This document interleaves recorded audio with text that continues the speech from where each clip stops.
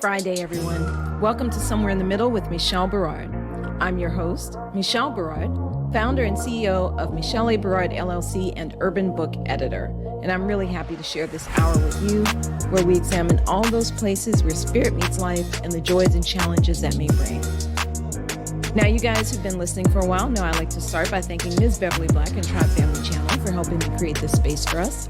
Tribe Family Channel is home to an assortment of thought-provoking shows that explore life, spirit, business, and culture, including The Woman at the Well, hosted by Ms. Beverly Black herself.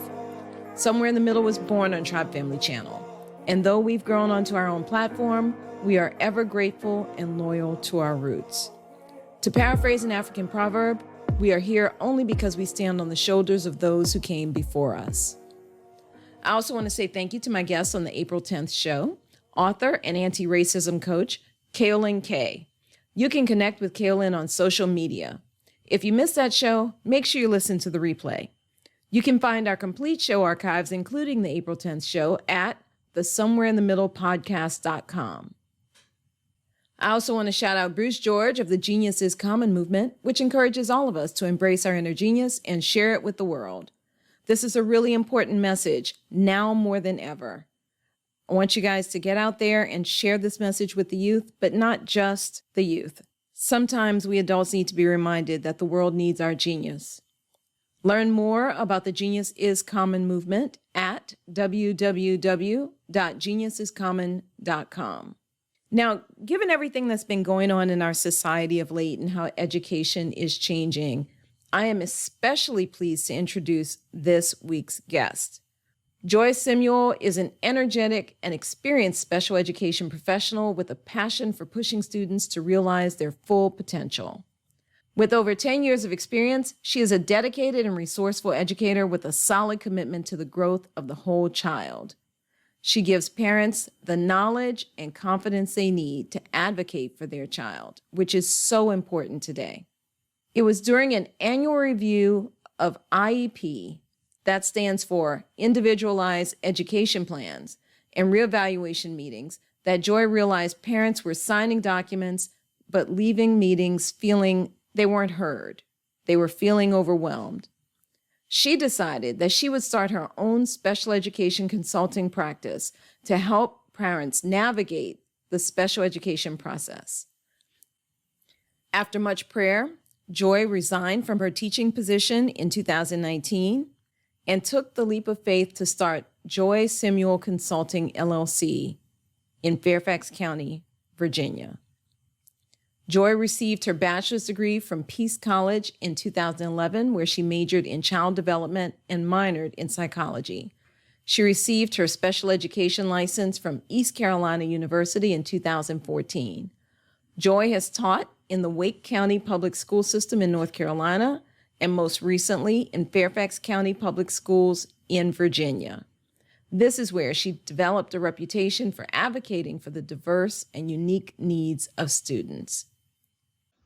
So I'd like to welcome Joy Simuel to Somewhere in the Middle with Michelle Berard. Joy, welcome to the show. Thank you for being here. Thank you for having me. Well, you may or may not have heard that I like to start my interview with two questions. And the reason I like to start with these questions is I like to understand your journey. And I think these two questions lead into that. So you ready? Okay. Yes, I am. All right. Joy Simuel, who are you and how did you become who you are today? I am a young entrepreneur from North Carolina. I spent the better part of my career as a special education teacher. And it's through being a teacher that as I was teaching my students, they were giving me some very, very good life lessons.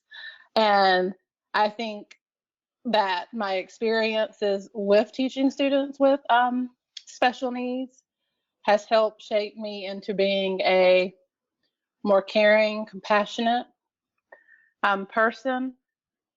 And it's helped me be more confident about what I'm doing, because my students, even though they may have had their learning challenges, they were fearless and they were very brave on a daily basis.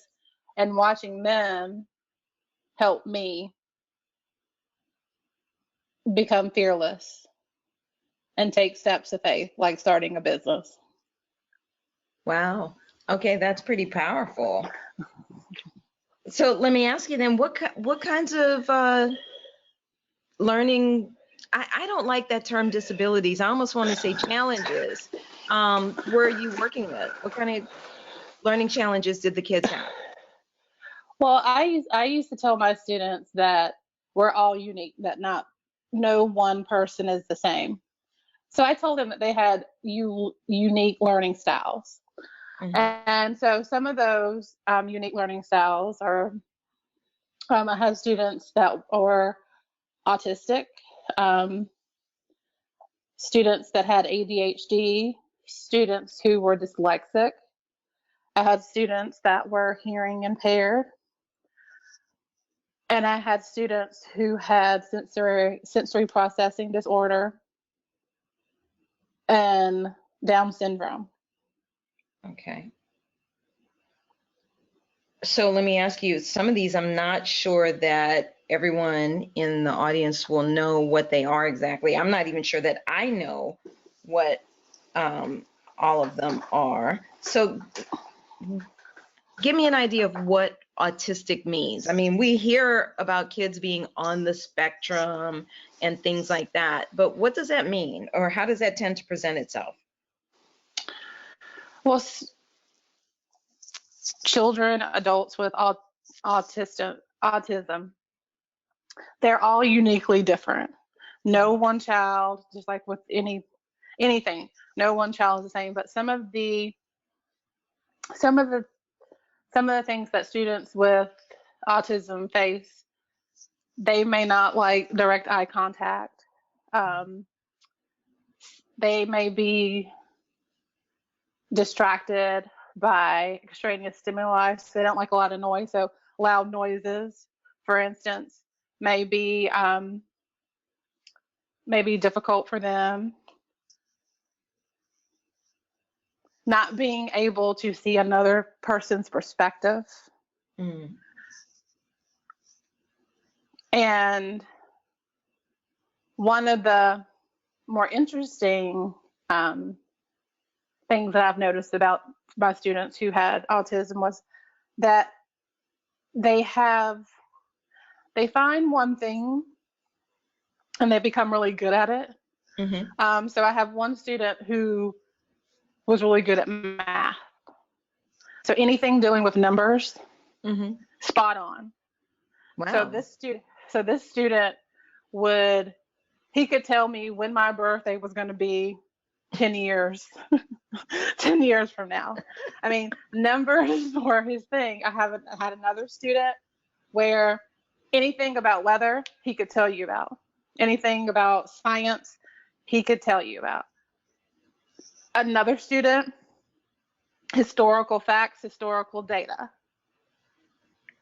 So my students that had autism were just very interesting students. So mm-hmm. They had some things that you and I may look at and may not understand and maybe taken aback from, but this was their everyday journey, what they had to fight through.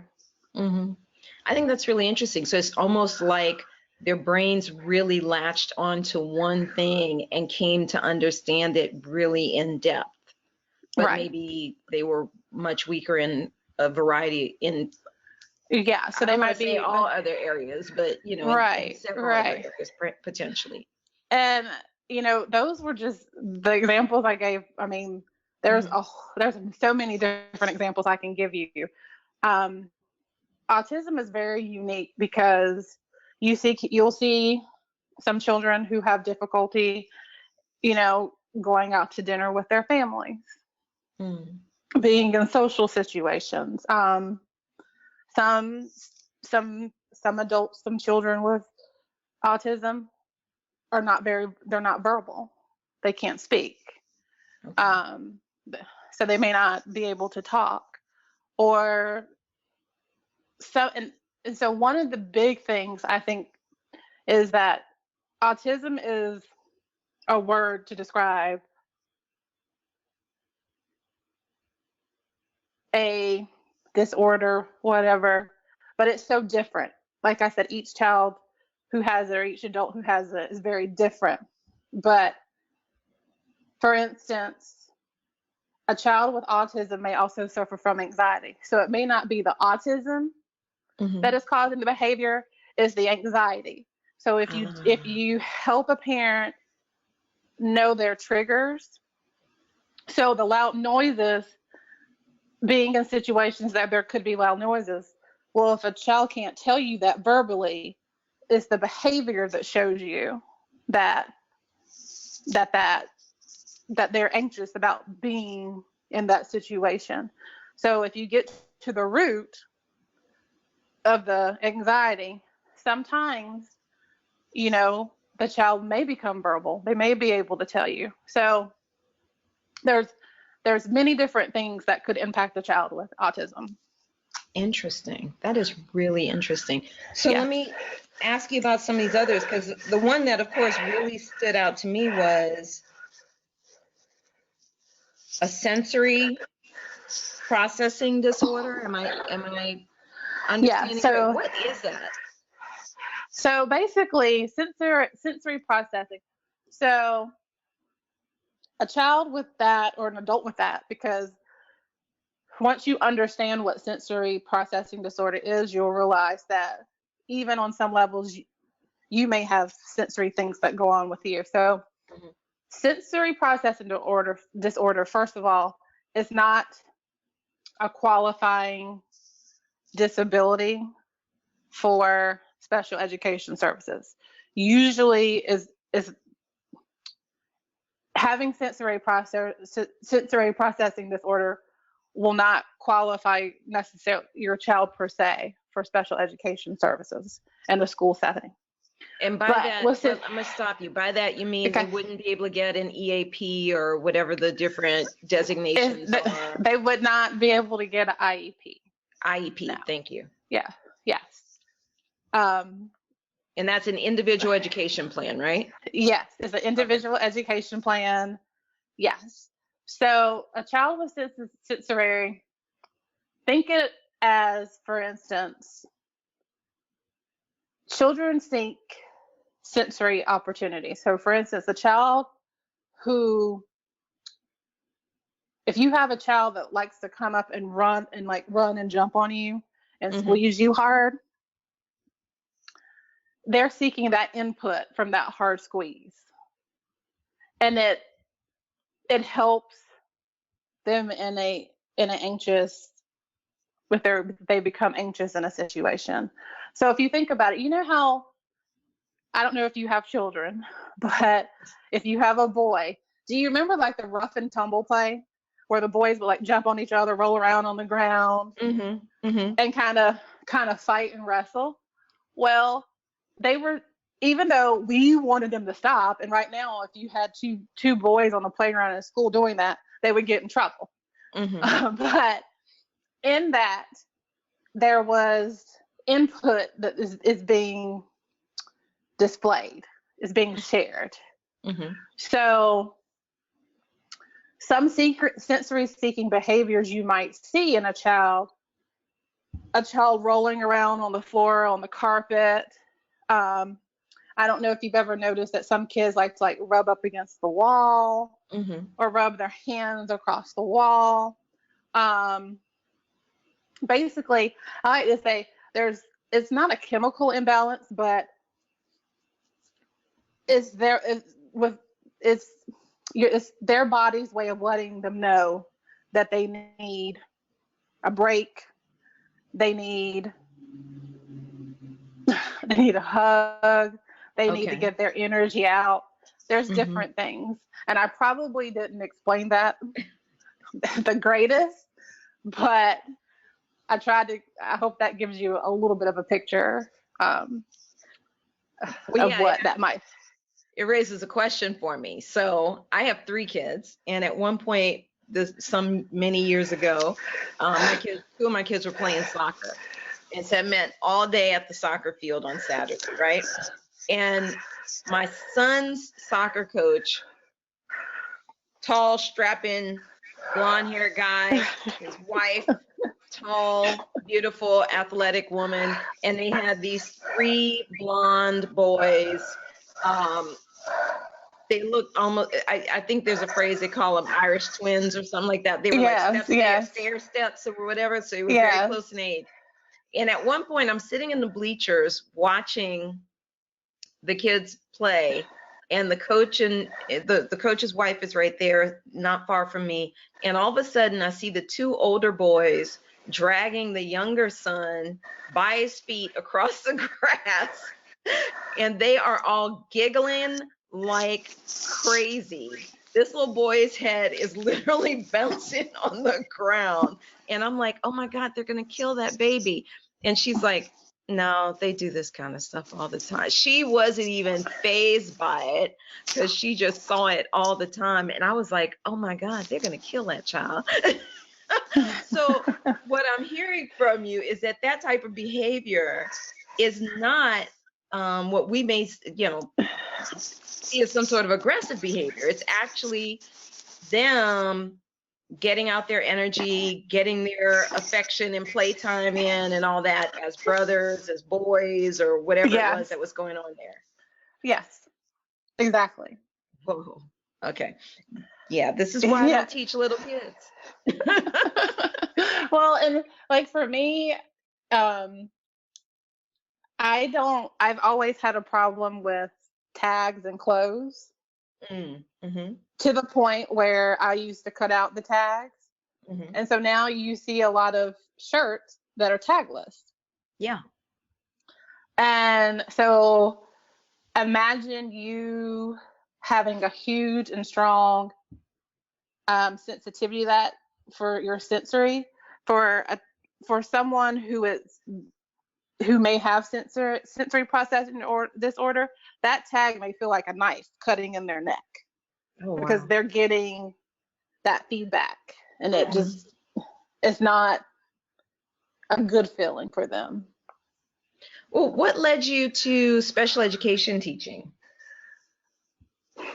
I would say that special education found me, just like teaching did.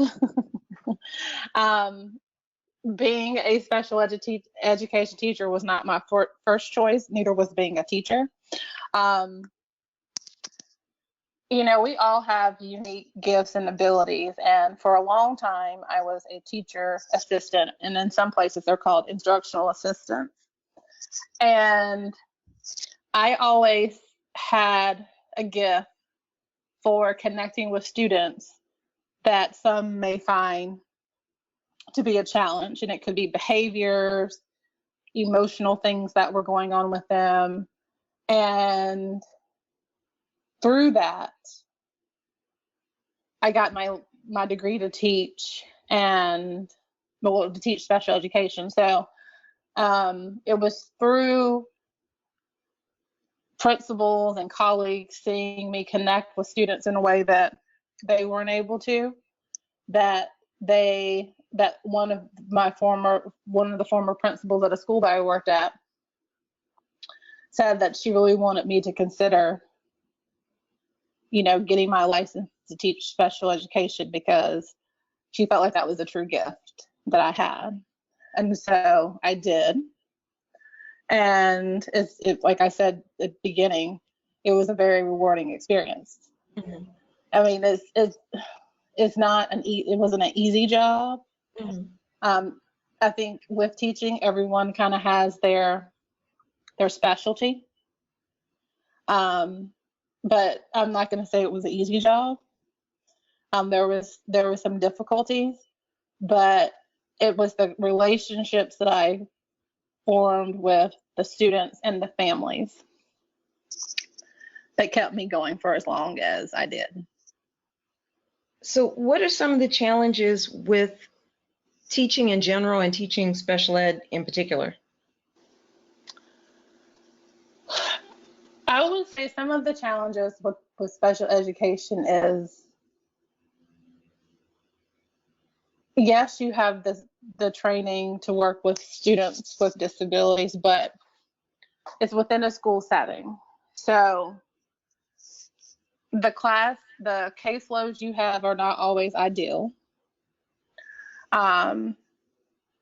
There's so much paperwork. I mean, I understand the paperwork because, of course, there's legalities with that. Because, you know, the way I saw it, the IEP was a legally binding contract. And so you had to adhere to the IEP goals and the child's needs. And so you have to deal with the IEP goals, the data that supports what you're doing to show growth. You may have a child who is in the 4th grade but reading on a 1st grade level, and you're held accountable for the child's grade level standards while trying to fill a gap. And I just think the system that we have in place for that, as far as being in the education system, is not conducive to fully supporting the students' needs. Yeah, I'm actually curious about something. You said you're accountable for the grade level standards even while you're trying to fill the gap. So there's no adjustment to that for the kids? So the standards that you have to follow for a child's grade level. So if they're in 4th grade, there are standards. And some of those standards are also in other grade levels. So if you're teaching math and in 4th grade, a student may be doing 3-digit by 3-digit multiplication or 3-digit by 2-digit division. If they're in 4th grade and let's say their math skills are at a 2nd grade level, you're looking at the standard, but you're going to work on just single-digit multiplication with that child, not necessarily the 2-digit. You're going to help them where they have the weakness to get them up to 4th grade. However, going back to what you said, is the challenge, because if you can't do single-digit multiplication, how can you do 3-digit by 3-digit multiplication? And so that's where a student's accommodations for the IEP would come into play with helping you navigate that. Because at the end of the day, and I hate to say it, that student that's on a 2nd grade level in 4th grade in math, they're still going to have to take that state's test on a 4th grade level. That's what I was trying to. So that's why I think I'm having a little confusion. So if a child is starting out at 2nd grade level, how likely is it to get them to a point where they can be successful on a 4th grade level test within a school term? Because that's 2 years behind, essentially, for whatever reason. That's, you know what I mean? So I don't know if my question is clear. Yeah, I understand your question. So you would want your student to make 1 year's growth. Okay.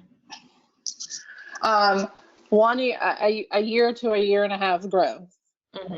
And that's putting interventions in place to support that student.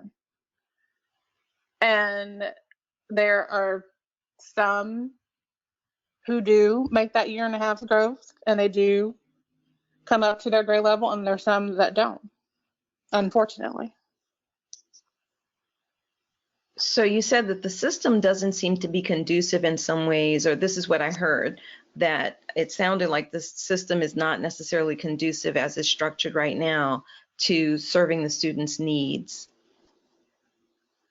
And I think that's just for all the kids, not just special ed students, but just in general, there's some changes that need to be made. and I hadn't quite figured out all the changes that need to be made. But, I think any teacher will tell you that there are some changes that need to be made. And I think when you're dealing with students who have disabilities and are supposed to be pulled out of that are getting out of classroom support, when you're in a classroom, when you think of a small group setting, so if you think if your child was getting pulled out in a small group setting, Michelle, how many kids do you think would be in that small group? I don't know. If it's normally a classroom of 30 kids, I'd expect a small group to be maybe 8 or 10. Okay. So yeah, that's about right. Or you'd even want a little bit less, especially. I would want it to be a little less, but I'm maybe I'm just being realistic about what I don't know. No, I mean that's you have students with disabilities that get support in the special ed setting, and you may have one teacher that's supporting 15 students. But aren't you supposed to have people that help you when you're in those? I guess I don't look at, especially at the elementary school level, it seems like there are a lot of people in the classroom these days. Right. So with that, you do have instructional assistants that may be in there, but if you have a group of kids for an hour, depending on the needs of the other students that are supported, you may get them half of that time. So if they're in there with you for an hour, if the students are in there with you out, you may that instructional assistant may only be in there with you for a half hour. Oh, okay. Because you do have some students with special needs who get in classroom support. So those same IAs are going in and supporting students in the classroom as well. Got it. Or you're going in the classroom. There's a lot of different scenarios. And I would imagine that when you're dealing with kids with developmental issues, sometimes an hour doesn't actually end up being an hour just because it may take 20, 30 minutes to get people settled down to do what needs doing. Am I projecting here or am I okay? Yeah, nope, you're exactly right. So what kinds of things can parents do to help support the work the teacher's trying to do, or to help to work with the teacher? So the parents are the strongest advocates that a child can have as far in the school system. It's so whether your child has a special need or if you have concerns, the school wants there to be a partnership between the parents and the teachers, not one versus the other. Because I think at the end of the day, everybody has the child's best interest at heart. But for parents, if you have concerns about your child's education, as far as if they're having difficulties in a certain grade in a certain subject, or if they have difficulties in social situations, start by first letting the teacher via email, because that's the easiest way. But just send the teacher an email and say, hey, I'm noticing this about my child. Can we schedule some time to talk? And schedule a conference with your child's teacher. I know that some school systems have in place that every quarter, after a report card comes out or interims come out, there's conference time. But if anytime that you have concerns about your child in the school setting, reach out to the teacher. Say, I have these concerns and I want to discuss them with you. And that way the teacher knows ahead of time what you want to address in the conference. And then she can take note, if she's noticed things in those areas. My thing is, don't let the first time also that you contact this child's teacher is when there's a problem.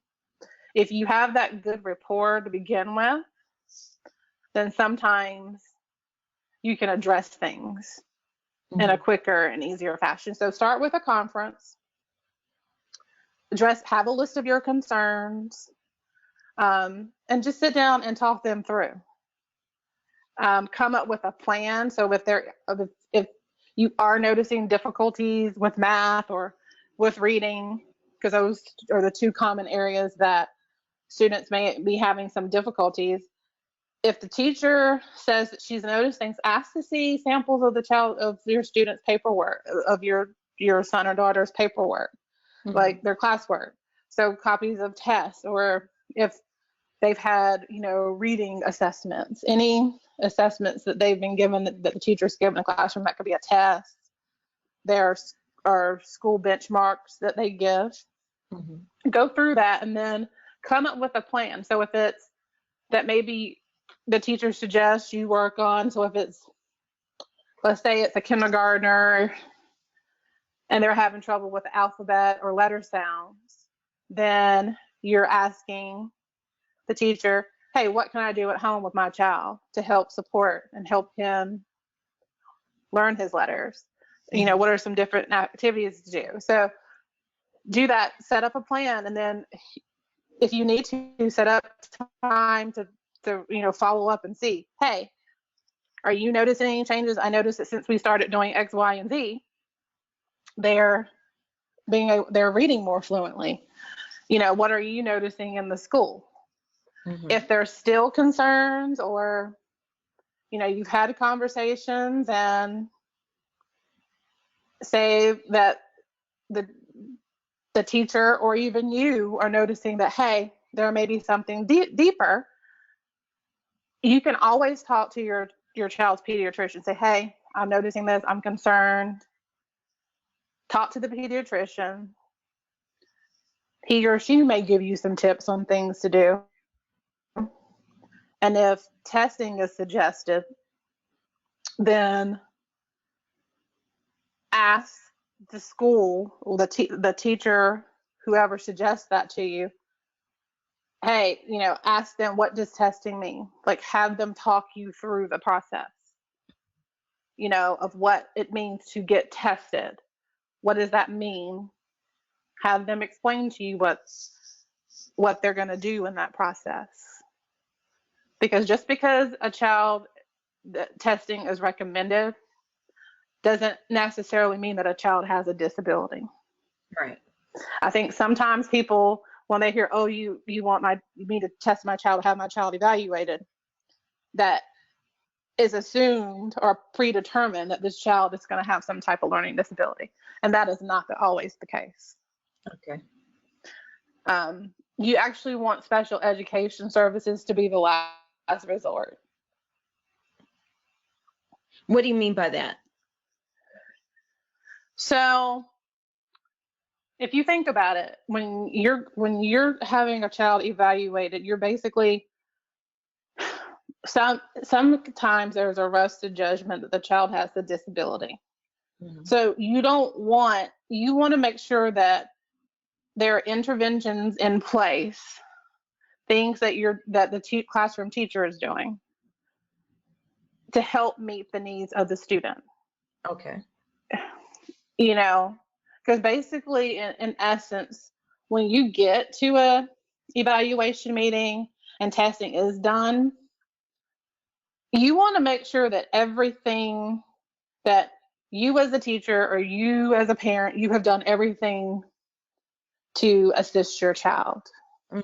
And because essentially sometimes you're telling a parent that their child has a learning disability. That's not an easy thing. And if I was a teacher and I told a parent I wanted my child, that I wanted their child evaluated, I want to make sure that I've done everything on my part to make sure that I was meeting their needs. Right. You don't want special education to be the first point. You want it to be the last point.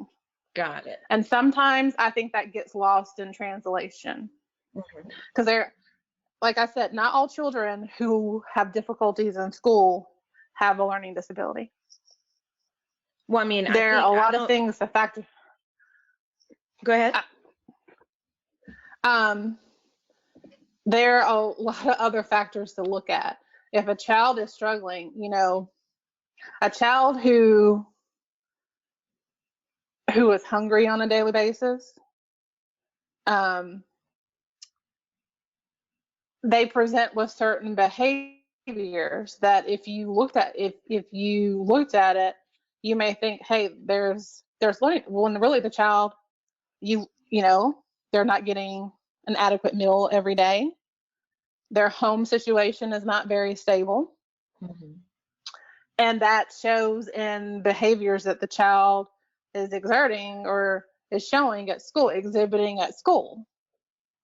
So I just think you have to be careful with that you have to look at everything that could be impacting a child before you say that the child has a disability.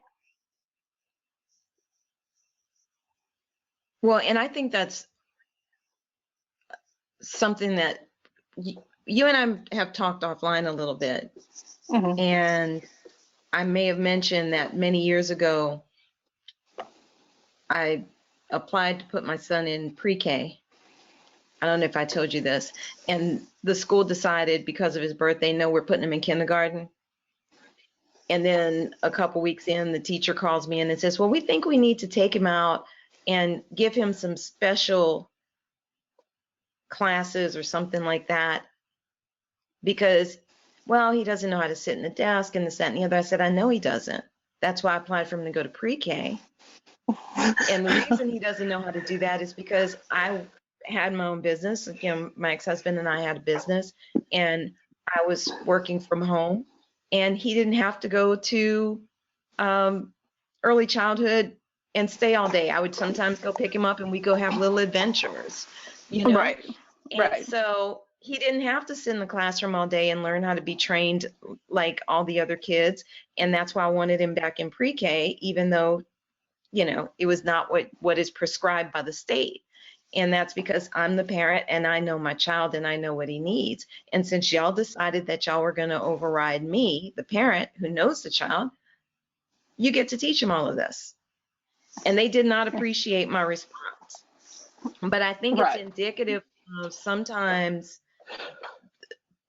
the school system, as you say, not being really structured to deal with kids individually as they should be. And then they also sometimes don't want to listen to parents. Right. And then you would have school systems say that sometimes parents don't want to listen to the school system. So that's where I think there's got to be some rebuilding of trust between school systems and parents. Because that's not often communicated. That it's a partnership. And it goes both ways. So I think that's one of the problems. I think there's a mistrust on the parents' part as well as the school's part, because teachers and administrators see so much on a daily basis. And you may have the parents who listen and are working with you as a team, and then you have the parents that are way right and just push back at everything that you try to do. So I think there needs to, on both sides, there needs to be, and shouldn't say size, but I think we've got to find ways to work better, to work on the parent, school, teacher dynamic and bridge that gap that's kind of divided. Well, and that's what you're doing with your business, right? So tell us about your business. What is it that you're doing with the teachers, with the parents, with the students? How are you kind of bridging that gap? Well, my focus has really been on the parents per se, as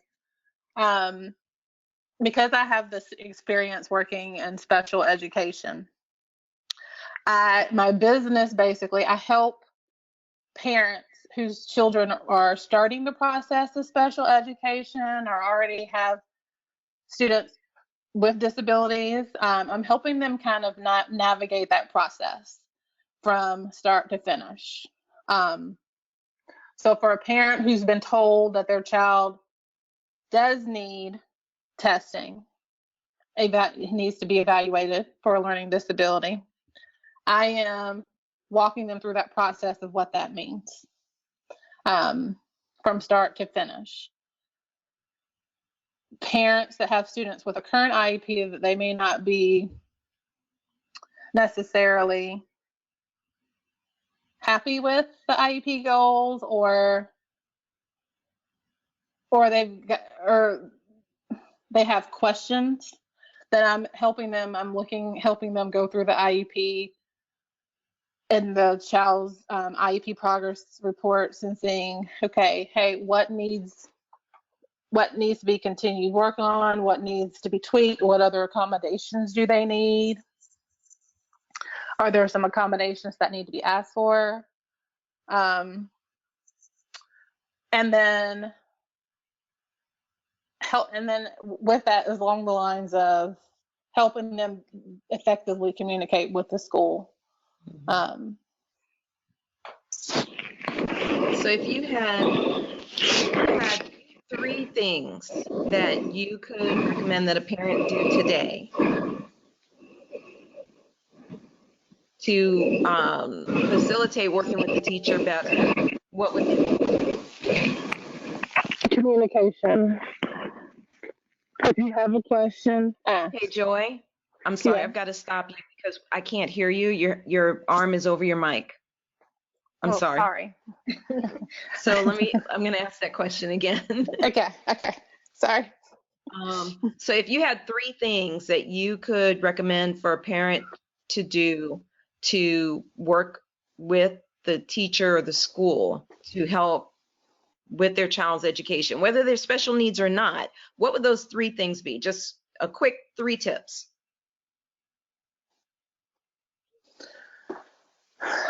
Well, as I stated earlier, communication. So if you have a question, ask. Don't be afraid to send the teacher an email and ask the question. That's the first tip. The second thing I would say do is that if you have contacted the teacher and she's asked and you've worked together to establish what your child needs, follow up with that. So if y'all have determined that you're going to read for 30 minutes a night or do a certain activities, do the activities, because you've asked what your child needs. You've been given the information. The teacher's working on it. You're working on it. But sometimes I feel like we forget to follow up with each other. So follow up and say, hey, I'm working on this. They seem to be getting this, and this could be, like I said before in the example, letter sounds, the alphabet. Is there something else? What can we do next? So I would say once you do make that initial contact and you ask the questions and you're given the feedback, follow up. Follow up with the teacher. And then I would say the third thing, especially if your child does have a special need or has an IEP, just make sure you understand the documents that you're receiving. That is the IEP, the progress reports, the evaluation reports. And I guess even for parents with children who don't have disabilities, make sure you understand what that report card says. When you're given the results of benchmark test assessments that the school system gives, if you don't understand what you're reading, ask someone to tell you what it is. And don't feel bad for asking, because I promise you're not the only person who doesn't know. Awesome. So guys, Yes. so guys, you got 3 great tips here. It doesn't matter whether your kids are under an IEP or not. You want to make sure you're communicating with the teacher, asking questions.